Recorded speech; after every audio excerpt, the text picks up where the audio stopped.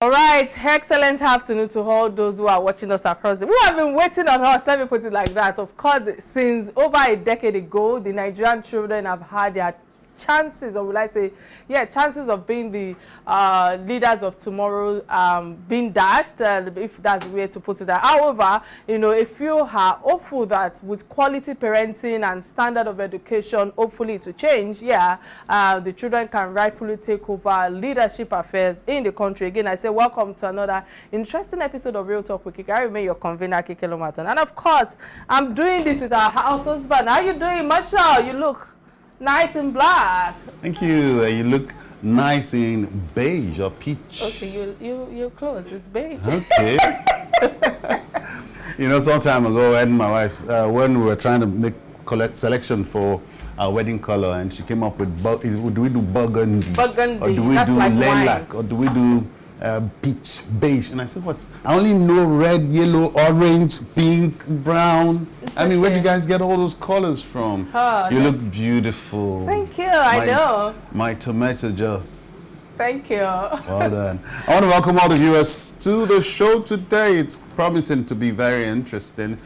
Today we will be giving you something on education. Well, I wouldn't let the cat out of the bag yet. My name is Marshall Anthony Onoye. Welcome. All right. Exactly 5 years ago, Amina Mohammed, the United Nations Deputy Secretary General, and of course, Nigeria's current, said that Nigeria's current debt level is worrisome, and I really concur with that. Now, we know that our debt stock is really high. Guys, let me hold my breath. Let's get more on this Day in History segment. Just stay with us. We'll be right back.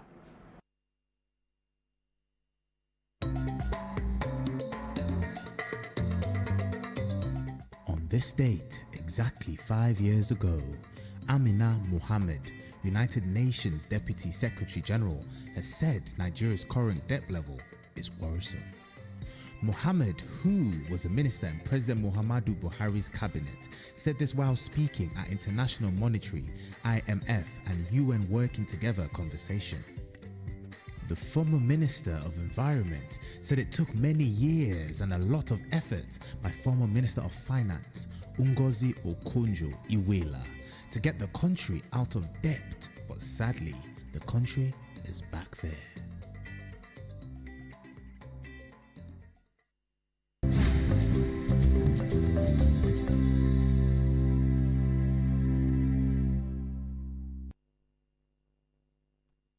All right, many thanks for staying with us. Masha, let me come to you quickly. I don't know how we came out of debt because I can actually give the statistics right now. Okay. But what's your take on it? You can give statistics. What's your take on without giving statistics, because I'm not a statistician, without giving statistics, I do know that it's been dangled around corridors of power of how the administration of Obasanjo's administration had IMF and the International Monetary Fund to, you know, take off some of our debts owed to foreign allies, foreign countries, and monetary organizations. So, yes, I know that Goodluck Jonathan as well, when he came into power, was said to have left a whole lot more than what is left of the foreign reserves right now, and the excess crude account as well. And whether or not we are back to being in debt, yes, we are back in being indebted to various or outrageous tune that we cannot seem to fathom or see this current administration offsetting. People are now beginning to say, look, Kike, do you know that your children will be paying for the loans and debts that Nigeria as a government has accrued? You know, so yes, we're back in debt. That was exactly where I was coming from, and you just nailed it, because as far as I'm concerned, you know, I actually worry for the person who's going to be taking over from this administration, because I'm asking myself, where is the funds to actually, you know, carry out your vision? Because however we want to look at it, the person who is coming in power, you must have cash to be able to disseminate your vision and your goals and all of that. And with what that is happening right now, even the inflation at the moment, I really do not know how. And I like the fact that, you know, she really emphasized on how worried she is for the country. And I think that those are the kind of things that we should be hearing from our leaders, not them just running after the 2023 election. For them, it's about who is going to be in power, the most important seats in Nigeria, so to speak. But it's just unfortunate how I feel that our leaders have actually lost their how will I put it now, their vision, so to speak, on how to bring us out of the challenges that we are facing on all fronts, because it's not just education, it's about health, it's about also on all sectors. You know, we can keep going on and on, but the question is, who is that visionary leader that will bring us out of these debts that we are talking about? I hope at the end of the day, the person doesn't get in and say, oh, I didn't know Nigeria was this broke. I can't do anything. We've been emphasizing on that a lot. All right, guys, we'll go on a quick message to get a word from our sponsors. Please stay with us. We'll be right back.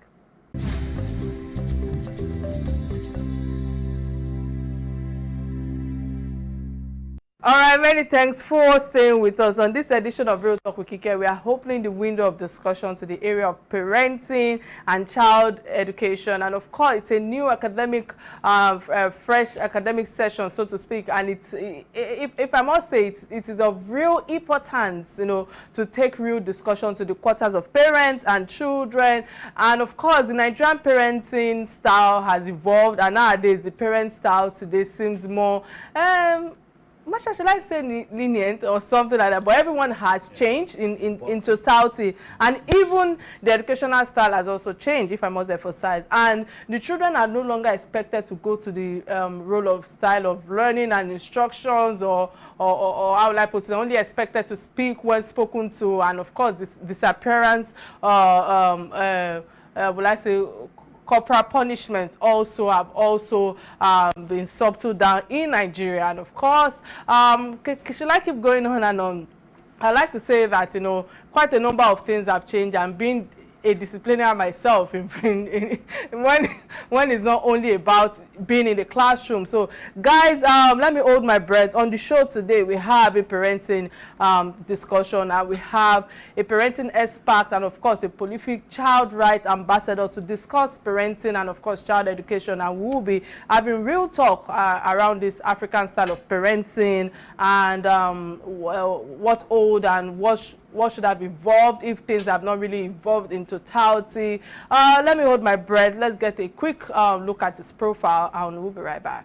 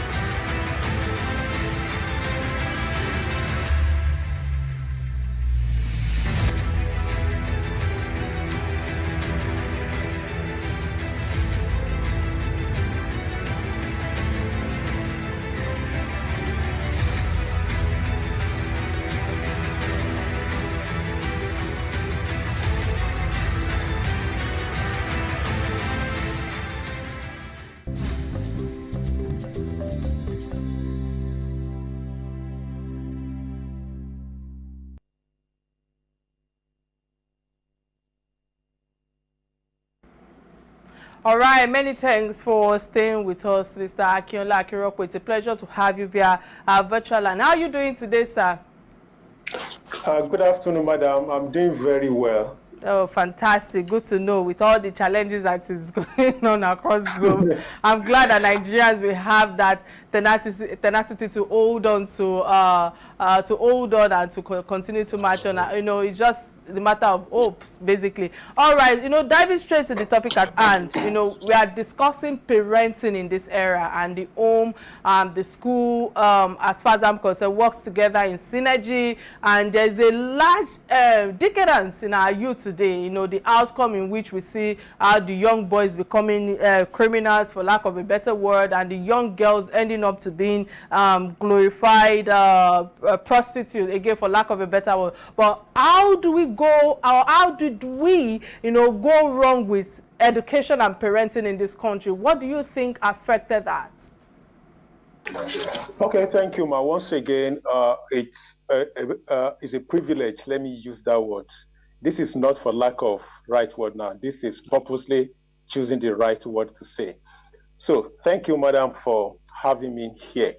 Okay, so when we talk about child education, we talk about parenting, then we talk about, let me just put it this way first, when we talk about child education, right? So this is something that we have been talking about over time, and nobody seems to really care.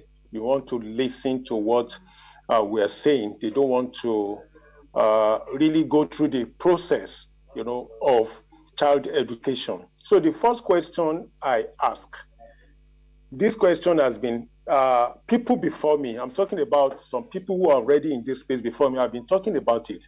Then in the last 15 years also, I have been talking about it. And that thing is, what is our vision? What is our, what is the vision? What is Nigeria's vision for education? So it's not enough to say, what is it again? Oh, free education, from womb to tertiary institution or whatever it is.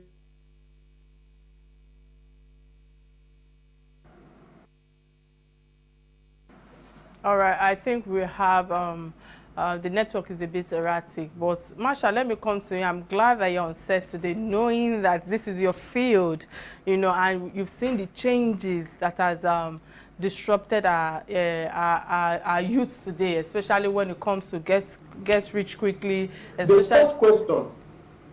first question is, what is our vision? What are we driving at? The children that we want to enroll, that we're enrolling in school, either public schools or private, these children, what is in need for them in the next 20 years? So vice versa, what is in need for Nigeria?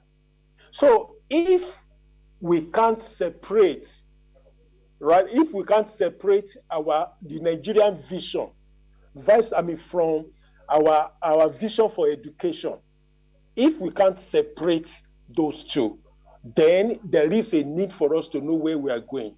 But where in a case, the Nigerian vision is not so clear, then the vision for education is not so clear. So which development are we driving at? Where are we going? So we just continue in the vicious circle. That is the situation that we have found ourselves. And that is why year in, year out, universities will keep on churn out graduates who are not mostly really relevant to the reality of the society. And that is why our educational system is not evolving. When I use the word "is not evolving," meaning it's not catching up with the reality of the world. It's not catching up with what is even needed in Nigeria. So that is what I want to talk about, the education, child education. And the reason why this is so key is this. We have 4 key environments around the child. 4 key environments. So when all these 4 key environments are not clearly spelled out, the child education that we're talking about will just be a total mirage. So the first environment of the child is the child themselves. The children, what is it that these children have come to this world to come and do?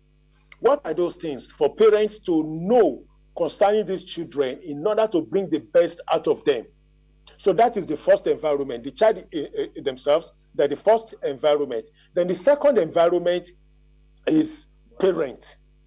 The second environment is parents. What are those things that parents must know in order to bring the best out of these children? Because these guys, they have innate capability. They have innate capacity to do some stuff in life. But what are the knowledge required of the parents to know in order to bring the best out of these children? Can we continue to parent in oblivion of what the destiny of these children? No, we can't continue to do that. That is another environment. The third environment, that is the government environment. The government environment has to do about the vision for child education, about the vision of where are we going. When these guys go to school, when we enroll them in primary school, what is the future? What is the future for them? So government now, being the body that is statutorily responsible, to provide enabling environment, to provide a policy paper. When we talk about policy paper, we're talking about child care policy. We're talking about monitoring. We're talking about updating. We're talking about wholesome system, wholesome workable system, such that no school, whether public or private, will be able to find it easy to circumvent. So when any school comes, every government agency that is responsible in that area is alerted to know what to do. What has that school, that particular school, where have they actually faulted? Not that when that thing happens, they will not be saying that, oh, they want to set up a committee to find out what really happened. So that is another aspect. Another environment, that is media. And that media has to do with you and I. That media is not limited to media houses alone. It's not limited to social media alone. Everybody is involved. Everybody is involved in that media. How is that so? So what you and I post on social media has a lot to do with the way it builds the confidence or otherwise builds of the these children. child. Okay, as we go on, I'd like to mention that you might need to tilt your camera a little bit because a frame of your face seems to be cutting off as we go on. My question would be where we seem to be getting it wrong in parenting the children. We seem to want to, because we're going to still touch on corporal punishment and that all that sort in school, in education, or in schooling a child. We've seen how our parents turned out. These were people who were exposed to corporal punishment. These were people who were, would I say, dealt with iron hand. And even to a very large extent, some of us, our generation, also met up with that corporal punishment and see how we've turned out. But suffice to say that nowadays what you'd find, I mean, look at in the days of our parents, you had our parents taking up leadership positions at 20, 25, 30. You had them, being highly responsible within that age bracket. And then we met up at 20, 30. But nowadays, you would look at a youth of 25, 24, living in his parents' house and not even thinking of earning or making a living in the nearest future. And a bunch of them are turning out that way every now and then. And we seem to be retrogressing in the application or the need for the application for corporal punishment, because nobody would want corporal punishment now. So what are we getting it, where are we getting it wrong from breeding our parent kind of children?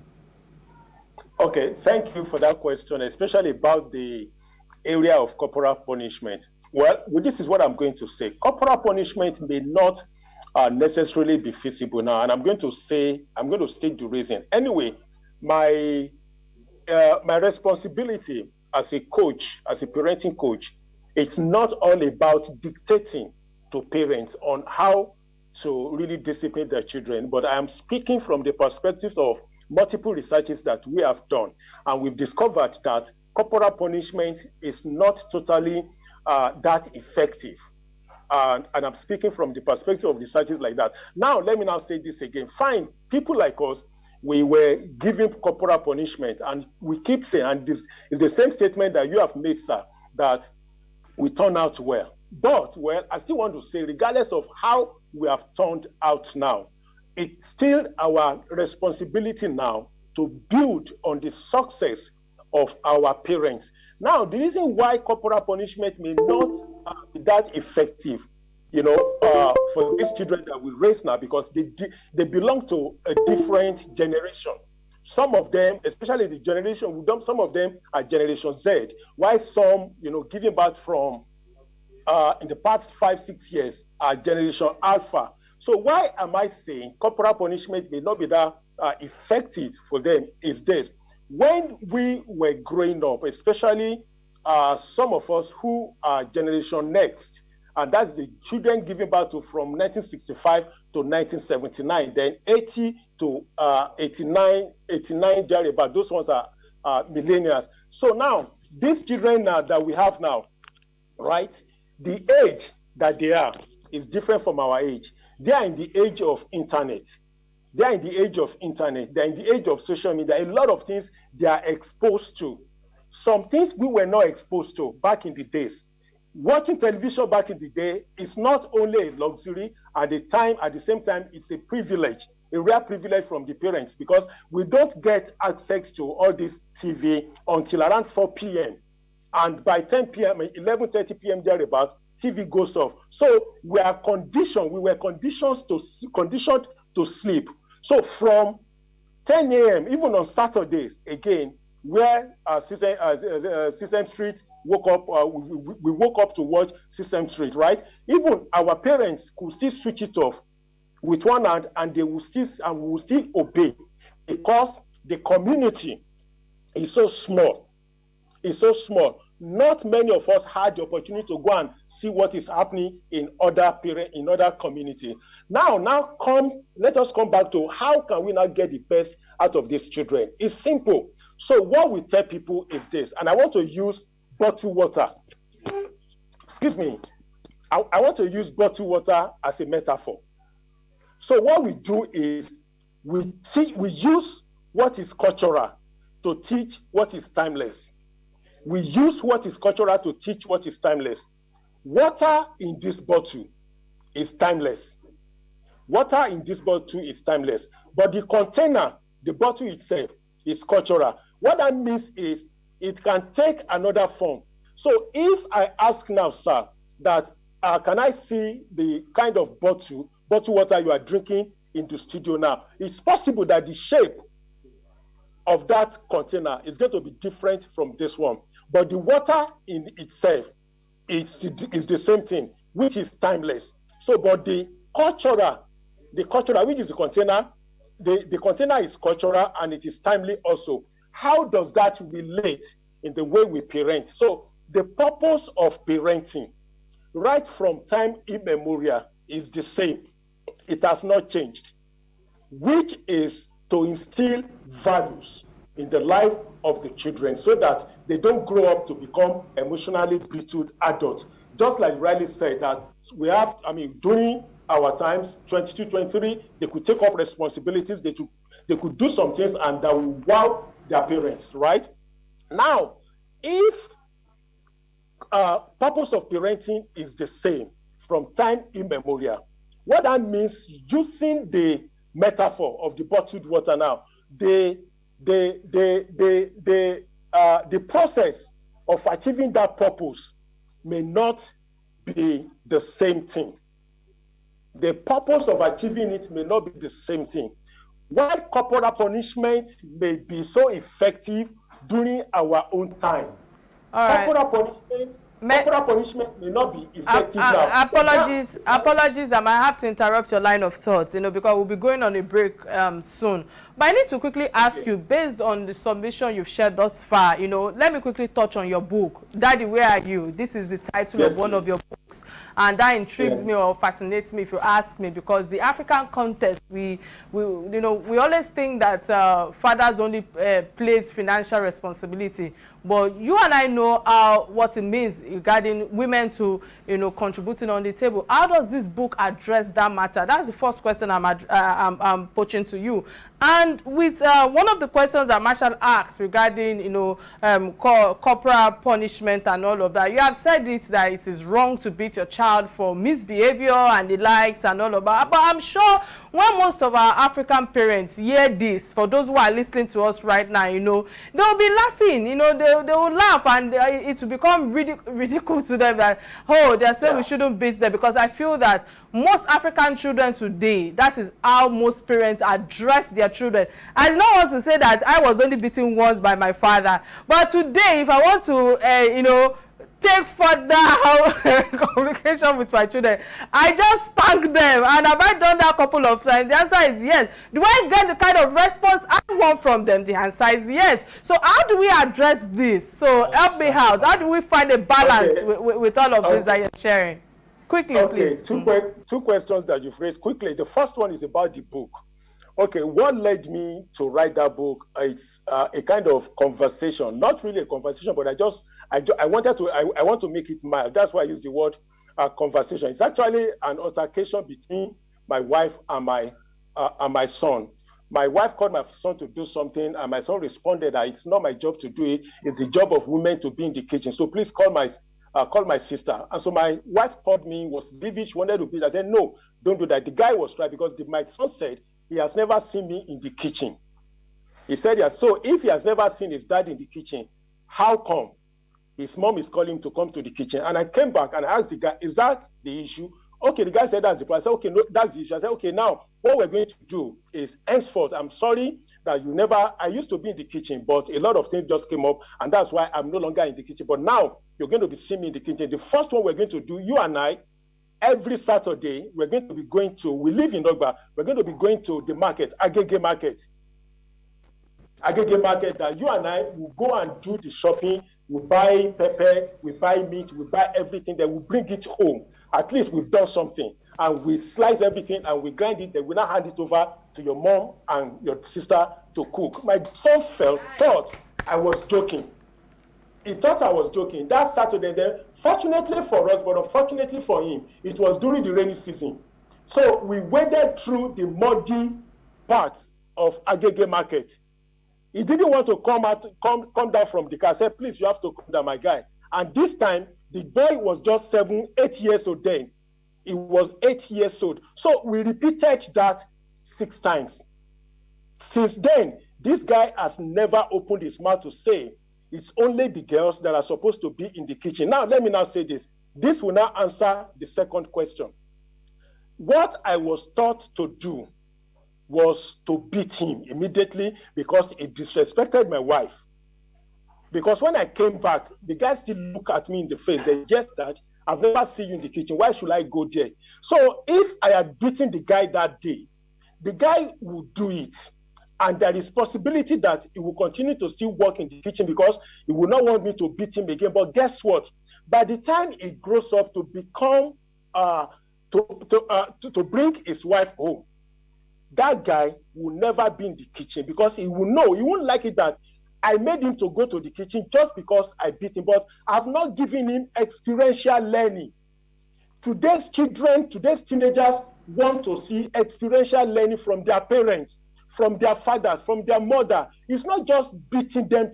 If we beat them, we are looking for immediate compliance, immediate obedience. But I tell parents, immediate obedience should not be our focal point, should not be the goal.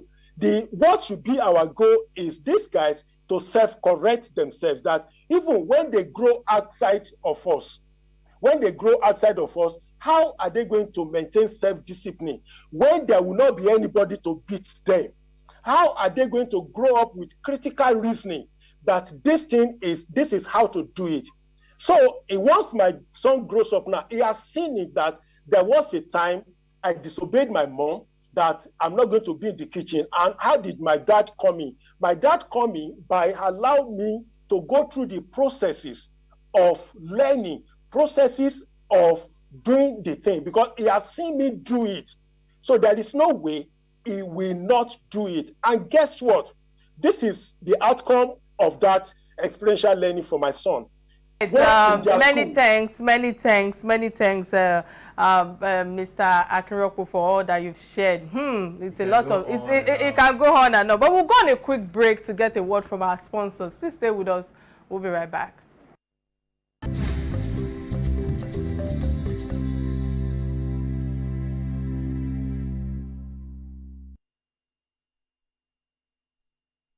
All right, glad to know you're still with us. In case you just joined the show, today's conversation is about the child parenting and education.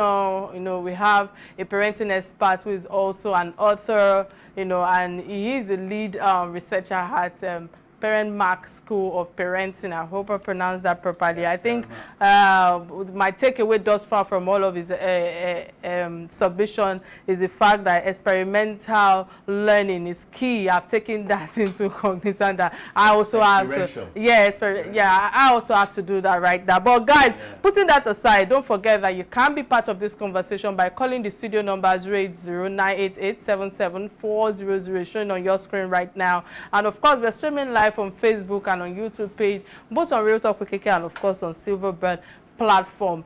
You know, Barrister Akinropo, you know, I can keep going on and on with all that you've shared thus far, but there are some negligence that comes from our schools these days. Let's hold on to the topic at hand, you know, and we've treated quite a couple of them on this platform that has, you know, that has been big news in the media streams and the likes and all of that. But you know, we've had the issue of Sylvester Oromoni's story. We've had the issue of the Dubai vacation saga that took place, and many more like that. How should school be tackling this negligence that is on at the moment with our children, basically? Okay, thank you, Ma. So let me quickly correct this. I'm not a barrister. I'm not a barrister, so I'm simply Mr. I read accounting, I didn't study law. All right.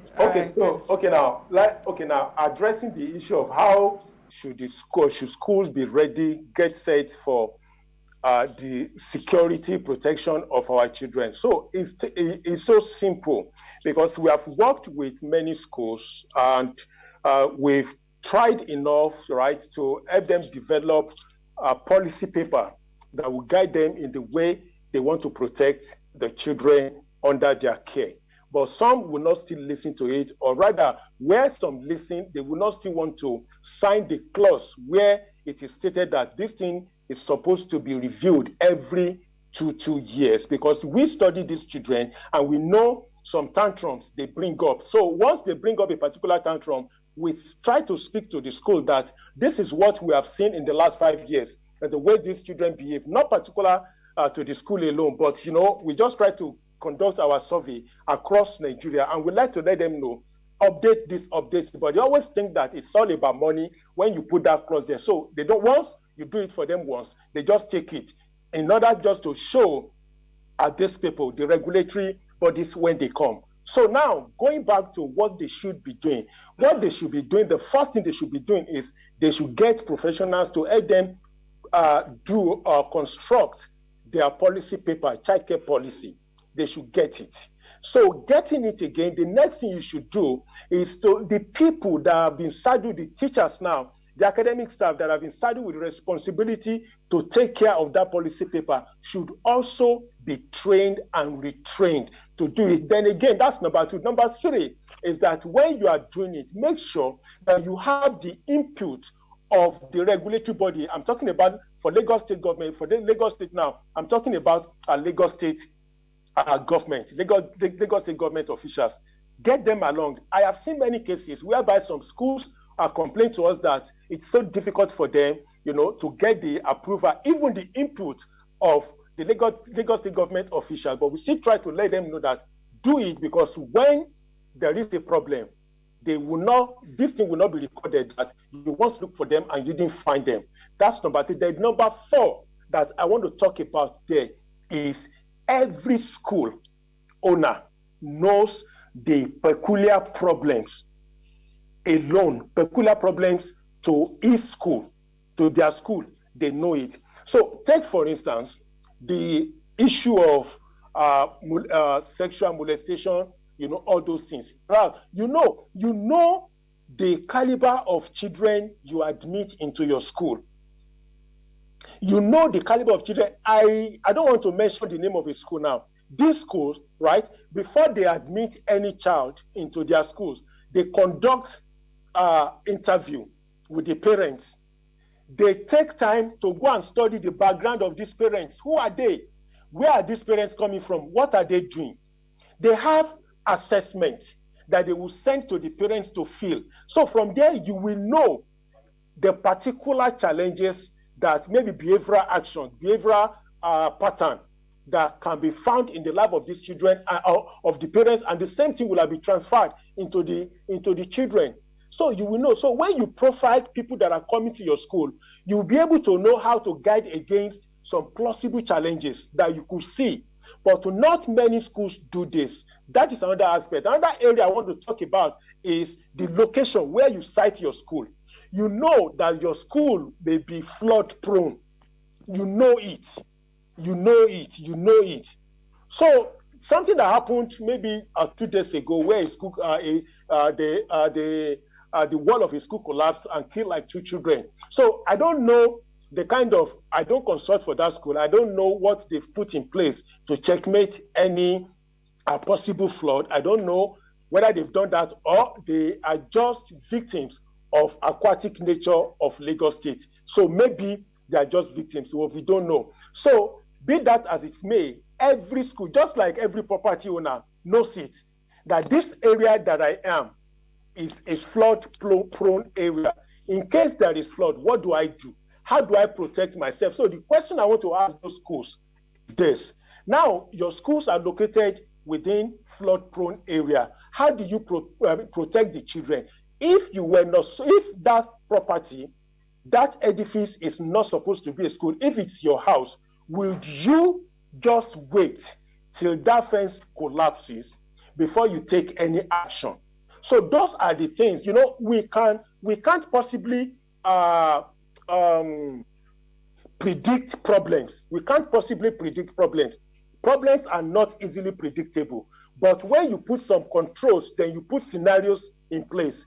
Those things you put in place, processes you put in place, will definitely reduce the casualty level by almost 70%. This is something that we have done before, and it's a kind of result that we have seen from some schools that we work with. So the problem for schools is this. I'm sorry, I want to say this. Some schools don't want to plow back.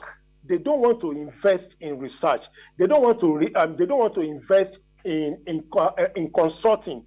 They don't want to invest in verified ways to protect the children and to make sure that even their curriculum, the curriculum that's serving these guys, is even up to date, is top notch. But kudos to some schools that I know quite some school owners who will not even try to cut corner in the way they want to protect the children other than, because as a parent, I believe that once I give you my children from 8 a.m., regardless of my own negligence, quote and unquote, regardless of my own negligence, quote and unquote, the responsibility to take care, to protect, and bring the best out of my children lies solely on you.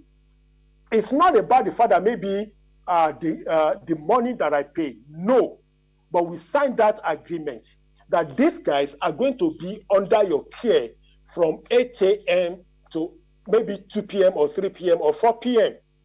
So what are the things that you have put in place? That is side the school, right? Now, let us talk about the parents also. Schools are not solely responsible for the best, for how your children turn out to. Parents have ways, have roles to play. And one of the roles to play is this. I've said it before, and I'm still going to say it here again. Now, these children have resumed now. Do you or does any parent have any record about the behavioral pattern of their children in the last 2 months when these guys have been home? So if you have taken notice of any behavioral pattern that is different from the way they used to behave before. Have you made that the report of that behavioral pattern available to the school? Make it available to the school. Make it available to the appropriate quarter in the school, maybe the principal or the school teacher, so that you and the school will be on the same page, so that you handle it over to them that, sir, ma, this is what I have noticed in the life of my children or my child in the last 2 months. He didn't used to do something before, but during this holiday, he's exposed himself to some games, exposed himself to some activities, and that had made him to be behaving this way. So in case you notice this is the result of what he's doing, and this is what I have done so far to make sure that this thing is effectively curbed. So for every behavior that we don't tolerate, there has to be a measure of discipline meted against such behavior. All right, many thanks for all your submission thus far. I wish we had time to ask you more questions, because there are lots that you have shared, but definitely we will be inviting you back on this platform. But before we let you go, there's the last segment of the show that we call Trending Stories, stories that bind us, that interest us as Nigerians.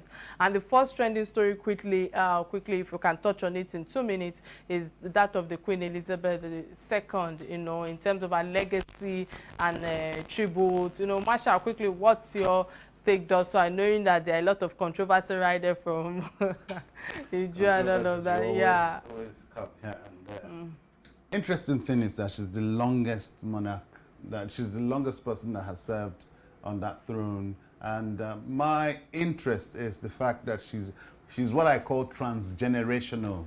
You know, she had gone from the old monarchy to the new monarchy, a mixture of the old and the new. And we also, that is what is giving many people the hope that the king, the new king, would make a difference, because he's of the new generation, he's of the new monarchy. And the grievances that people hold against the United Kingdom or the British Empire, people are hopeful that the king would come and make some sort of recompense or some sort of a correction to that.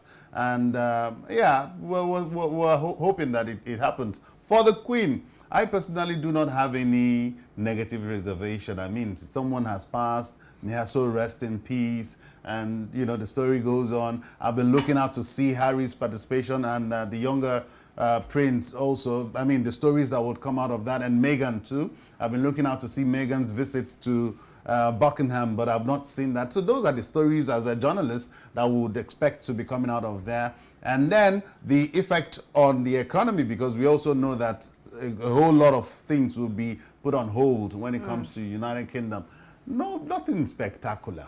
All right, many thanks for your submission there. Boy, if you're talking about Meghan and Harry and what's it called, the older brother, the Williams and all of that, of course they've paid a visit to the palace. Meghan has. Yes, Meghan, okay, yes, I've not heard. yes. And our orgs are pep talk with those standing in front of the palace was actually very touching. I've not heard. Yet some people might still bring out negativity from that. However, for me, I just feel that this was the real monarch of global substance, if you ask me, with legacy of generations to come, just like the fact that you emphasized on how, you know, she has transitioned into different generations and the likes and all. And she has been, you know, eulogized, you know, by world leaders, praised by, you know, our own British people and the Commonwealth countries and the likes. You know, the praises are never ending at the moment. And as far as I'm concerned,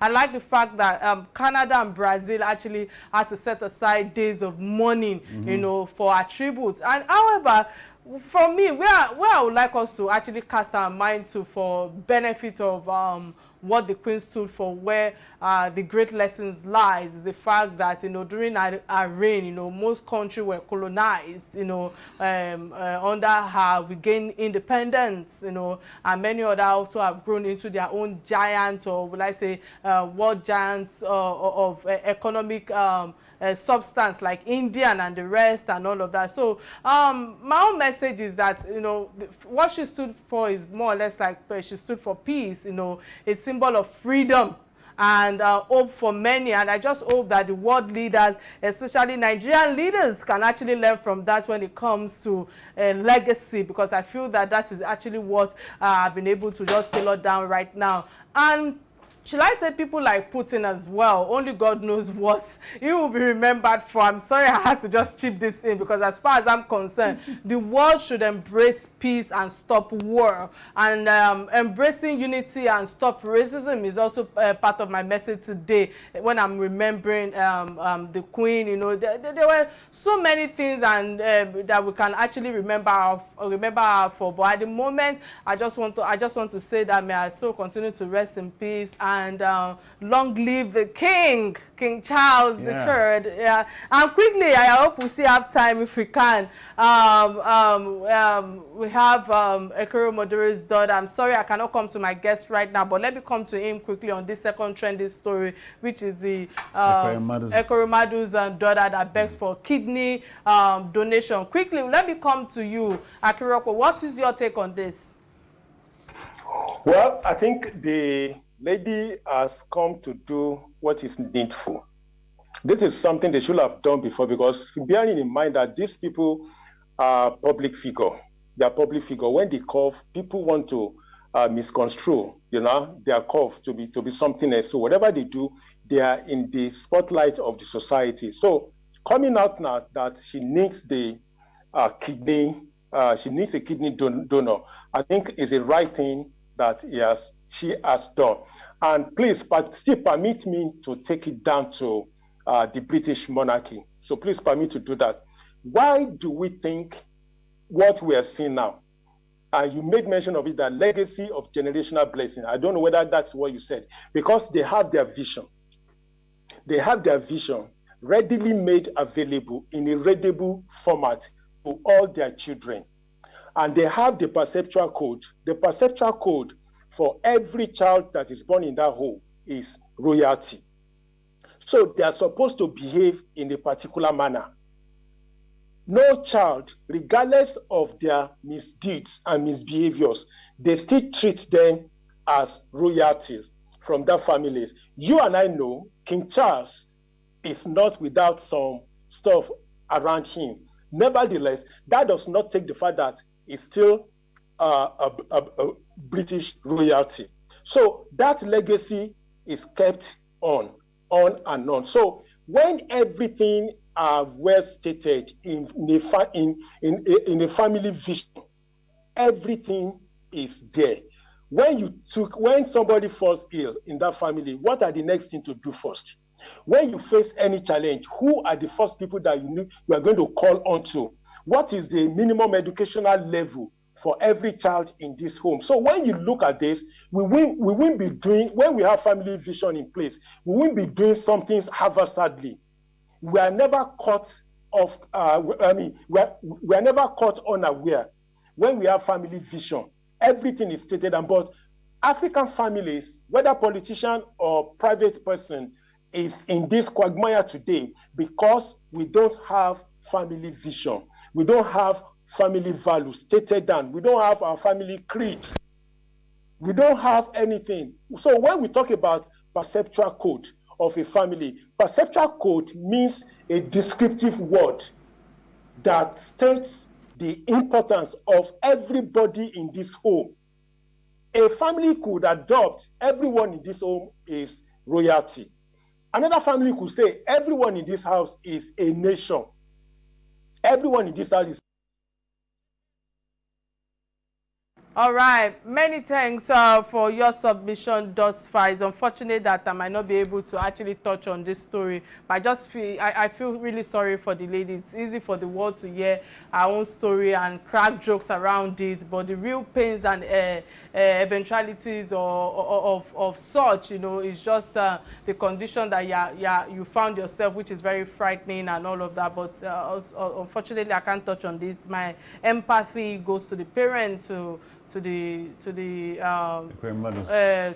daughter as well, and all of that. But with that, we've come to the end of another interesting episode of Real Talk with Kike. So we'll come your way next week Thursday. Remember to catch me live on radio at 5 p.m. Tomorrow, and of course remain kind to one another and put a smile on somebody's face out there. Bye now.